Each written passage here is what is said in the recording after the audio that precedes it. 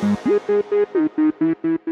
everybody, welcome back to my channel. So today we're going to be doing a part 2 of my how I film my videos video, and we're going to be doing how I edit those videos today. So basically the other videos going over how I set everything up, the settings on my phone, how I manage to position everything and stuff like that, what I use, etc. But this video is going to be how I take all that raw footage and plug it into an editing software and just tweak it a little bit so that it's polished and ready to go up online. So if you want to see how I edit my videos, then just keep on watching. So imagine we just filmed all of our content and now I want to edit it. So I do edit on my iPhone 14 Pro Max again, you know, if you saw the first video, and I do use CapCut. CapCut is a really great app, and I started using it a while ago and I really like it. It hasn't steered me wrong yet, and I do pay for the monthly subscription for it. I think it's like $10 or $20 a month or something like that. I pay for this every month because this way you don't have like the watermark and stuff, and I do post like pretty much every day whenever I'm like on my schedule, so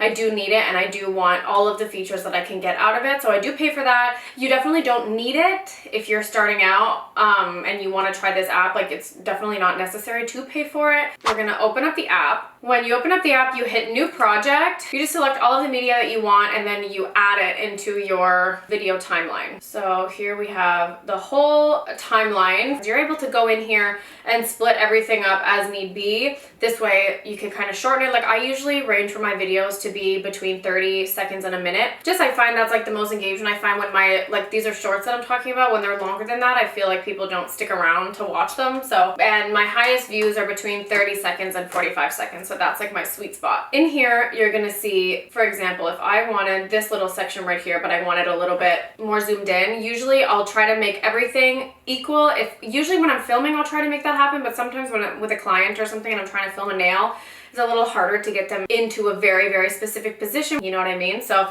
I'll do all of that in post. I'm gonna grab this section, scroll along to find crop, and I'm gonna just zoom it in with 2 fingers, and I'm gonna place the nail directly in that little square there that you can see, and I'll hit OK. Now, see, whenever you move, it's like pretty much center, but because it is moving a little bit, I'm gonna just kind of move it so it's a little bit more in the center. But usually if I'm filming very specifically like my own videos, what I like to do is, I did see a hack where you can take a piece of clear tape, put it on your phone, and get the ideal position that you want. So for example, this is the ideal position that I want. You zoom it in, you put that tape on there, and then you take like a little dry erase marker, permanent marker, whatever, it's on the tape, and you outline the nail where you want it placed, because then from frame to frame, I know I can zoom in and move the image around to match up with that template that we put on the tape. And so everything is going to be very aligned instead of like using your memory. I find whenever you're using the crop and drag feature, it's still fantastic. Like, this is what I did for the longest time, but like only in like the last 2 videos or so that I had posted, I had started using the tape technique, and it like takes a lot of pressure off, where I'm like, okay, a little bigger, oh no, a little smaller. This way I could just be like, here's the decal, boom, bang, done.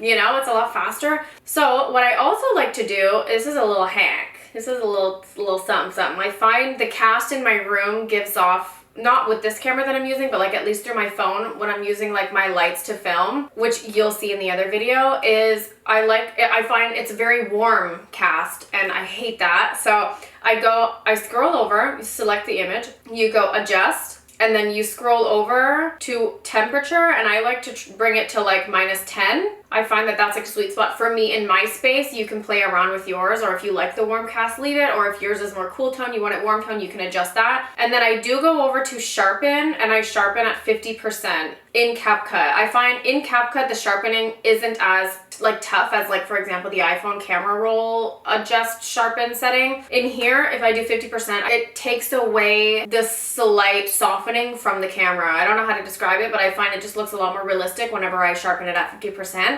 I do this to all of my content ever, except my YouTube videos. And whenever you're done with that, if you like it, you can hit apply. So apply to all, and then it applies to every single one of the clips, so you don't have to go individually by one and adjust the settings. It's already adjusted for you with 1 click, which is fantastic. I love this a lot. So yeah, and from there, I usually typically will like to go in and usually like each clip I'll try to make like 1 second. I'll try to do like 0.5 seconds to 1.5 seconds at a maximum each individual clip. I don't like my clips being too long. I just feel like they're too run on. That's just my style. Your style and your preference is totally your choice and how you want to do it, but I'm just teaching you my preference, and I really like to keep my frames between 0.5 seconds and 1.5 seconds at a maximum.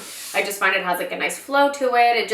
You don't need to see too much when you're doing shorts. Like for shorts, usually it's like you're getting the gist of it, and I find the way that I've done it so far like this with those time ranges in place for my frames, I definitely prefer it and I love it so much. I also do my voiceovers through this app as well. This way, once I export it and post it on all the platforms, like the voiceover's already set. I typically don't add, for the same reason, text in my videos on CapCut. Most of the time I'll only do like tutorial through CapCut if ever, because it's just faster. But if I wanted to add any other text in there later, I would do it individually through my apps for the SEOs and stuff like that, search engine optimization. I just find it's better that way and it works out greater for me. For your videos, I always like to put a watermark on my videos of my logo, just because I find people are very unauthentic these days, and I find people really try to steal content. I've been seeing it a lot. So, I mean, I always recommend putting a watermark, as I always do it. If you don't feel like doing it, it's definitely not necessary and it's not like needed 100%. I do it just so you want to get credit for your work, and this way you're able to kind of get that credit somewhat, like people will know. So in order to do this, I have gone ahead in Canva and I made a watermark and then removed the background, saved it as a PNG so that the background's transparent. So whenever you upload it as an overlay in CapCut, it'll come with no background. So it'll just kind of blend into your video, and then you can lower the opacity if you want. I usually lower my opacity to like 15%, so it's not taking over your video, but it's also visible enough that people will know, oh, there's a watermark there, like what's happening, you know? And then you want to take the little tab on the side and drag it throughout your entire video. You want to make sure that it goes across your whole video so people don't cut out parts of video where the watermark is, type of thing. Whenever I want to export these videos, let's just say we're complete now. Whenever I'm done editing and I'm happy with it, okay, you watch it over, I watched it over 45 times to make sure everything is good. And then whenever it's done, I end up clicking, there's two buttons at the top, there's AI UHD, and then there's export. So I click on that. I'll drag the resolution to 4K. I'll drag the frame rate to 60. The optical flow I check on, and the code rate, I go high. And then the smart HDR, I just turn it on. I don't know what most of these are, but this is what I do. So I'm just being honest. I'm not like a super pro camera guy, but I know that once I've turned these on, I've noticed like a change in the quality of my videos once exported, and I really prefer this. So I do turn all of those on and all of them to the max. This will make your file sizes a lot larger than if I was to leave them lower. Mine go into a cloud, and once I upload them, like they're gone off my phone, so I don't really mind. And I have like an external hard drive and stuff like that to save all of these things. So just be mindful of your space if you are doing this a lot. If you do exactly how I do it, like it will take up a lot of space in your device. So just be sure to have enough room before you edit all these videos and then you can't even export them. You know what I'm saying? Once you export, for example, now we're gonna go into Instagram. Once I wanna export, I go to my username, I go add, I go reel, and I'll just click the video that I'm wanting to post. So now we're in our video on Instagram. I always like to go down all the way into more options. In here, you wanna scroll down slightly, you'll see the sharing preferences tab. You wanna upload it at the highest quality. You wanna check that to on, because sometimes it'll have it off, so they won't upload in the highest quality, but it'll upload faster. But a lot of times, like the more high quality the image, the more capturing and the more people are gonna wanna watch it and like engage with it. So you wanna make sure that that is turned on. And then whenever you're happy with it, you just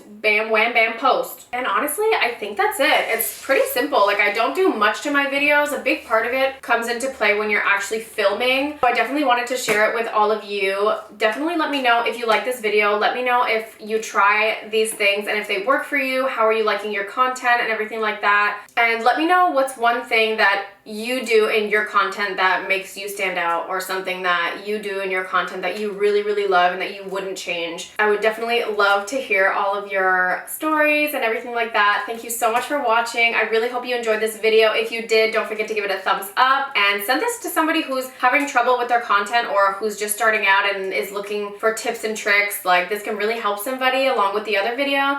Thank you so much for watching, and I'll see you in my next video. Bye!